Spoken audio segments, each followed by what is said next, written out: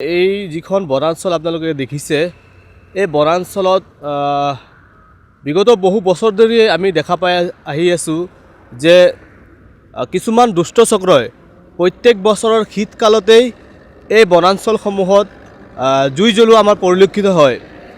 এইখন এখন বনাঞ্চল। আপুনি যদি দবকা ফালৰ পৰা কাৰ্বি আংলং অভিমুখে আহে তেতিয়াহ'লে দেখিব, আপোনালোকে নিশ্চয় আগতো দেখি আহি আছে যে এইখন বনাঞ্চলত বিভিন্ন সময়ত শ শ বন্যহস্তীৰ জাক, বান্দৰৰ জাক আৰু বিভিন্ন জীৱ জন্তু ওলাই আহে। এই ৰাস্তাৰ ইপাৰৰ পৰা সিপাৰত হয়, ৰাস্তাৰ কাষত থাকে।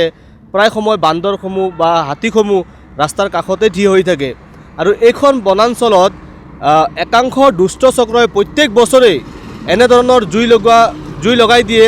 আৰু তাৰ ফলত এই জুই লগোৱাৰ ফলতেই যিসমূহ নতুনকৈ গছ গজে, নতুনকৈ গছৰ পুলি গজে বা যিসমূহ ঔষধীয় গছ আছে বা বিভিন্ন চৰাই চিৰিকটিৰ বনৰীয়া যিসমূহ চৰাই আছে, এই চৰাইসমূহে মানে তলতে বাস কৰে।